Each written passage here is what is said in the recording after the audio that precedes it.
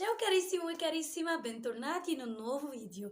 اهلا بيكم، رجعنا لكم تاني من فيديو جديد من برنامجنا فاتشلي فاتشلي وقناتنا امبارح كون سارة. النهارده هناخد مع بعض كده alcune frasi utili si usano in classe، بعض الجمل المفيدة اللي ممكن نستخدمها في الفصل. تعالوا يلا بينا نشوفها، بس قبل ما نشوفها لو انتوا جداد معايا واول مرة تشوفوني، للي ما يعرفنيش io sono Sara Albaheri un'insegnante di italiano. انا مدرسة ايطالي، بدرس ايطالي da 10 anni e ho fatto il mio canale su YouTube 2 anni fa. النهارده انا جيت لكم، انا سارة البحيري، عندي قناتي على اليوتيوب بقالها سنتين وبدرس ايطالي بقالي 10 سنين. لو اول مره تشوفوني اعملوا شير واشتركوا في القناه وفعلوا زر الجرس عشان يوصلكوا كل جديد. وتعالوا يلا بينا نشوف مع بعض لك فرازي اوتيلي ان كلاس. لو انا مش فاهم حاجه هرفع ايدي. يعني ايه الاول يرفع ايده؟ alzare la mano. alzare la mano يعني يرفع ايده. لما اجي اصرفها مع ايو هقول ايو alzo. io alzo la mano. تمام. عندي كمان fare una domanda. fare una domanda يعني يسأل، يعمل سؤال، فبقول io faccio una domanda. io alzo la mano e faccio una domanda. هسأل في ايه او هطلب ايه من المدرس؟ هقول له مثلا لو انا هو بيشرح بسرعة هقول له può parlare piano piano. بروف può parlare piano piano يعني يا بروف ممكن حضرتك تتكلم بيانو بيانو بالراحة واحدة واحدة، اسمها بيانو بيانو. può ripetere per favore. può ripetere per favore يعني ممكن تعيد تاني. può ripetere per favore.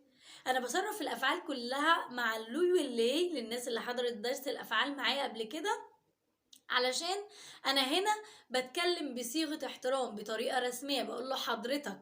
فاحنا زي ما احنا عارفين، الناس اللي حضرت درس الافعال معايا ترجع لها تاني، هسيبها لكم تحت في الديسكريبشن. ان انا لما باجي اتكلم بصيغة رسمية او بصيغة احترام بصرف الفعل مع اللوي واللي، لكن المعنى لما بتكلم معناه ان انا بقول له حضرتك بدل ما اقول له انت. فعشان كده تلاقوني بقول لكم بو متصرفة مع اللوي واللي. عندي بعد كده كمان ممكن اقول ايه؟ può parlare più lentamente. può parlare più lentamente يعني ممكن تتكلم più lentamente بالراحة شوية لو مدرس بيشرح بسرعة. لو عايز ارمي حاجة في الباسكت بقول له بروف posso buttare يعني ممكن ارمي buttare، وممكن كمان gettare يعني يرمي. questo ده عايدة طبعا الورقة اللي في ايدي، questo foglio او ايا كان اللي في ايدي، questo fazzoletto المنديل ده nel cestino في الباسكت. ايه كمان؟ بروف posso bere ممكن اشرب.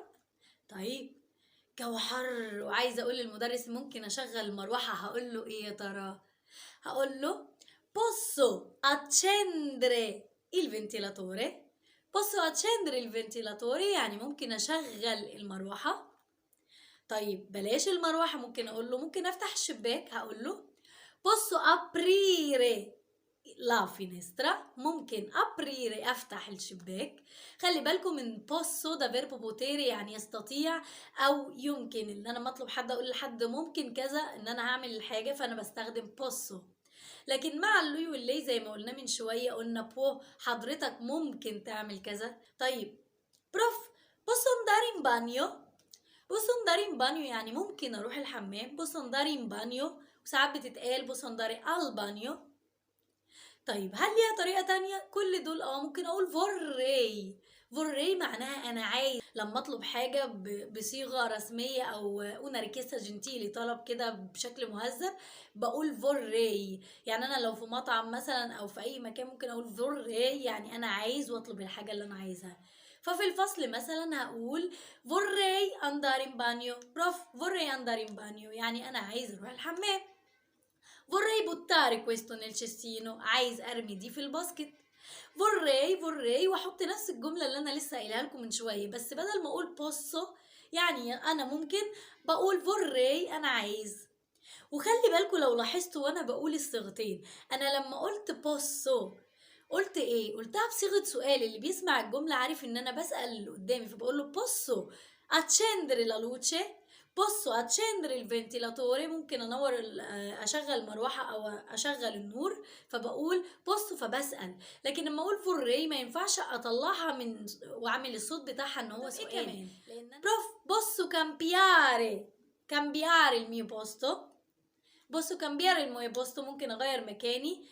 io non vedo انا مش شايف، io non vedo مش شايف. تمام. ايه كمان ممكن استخدمه في الفصل من اكتر الجمل اللي بنقولها؟ برافو، ho fatto il compito، انا عملت الواجب، ho fatto il compito.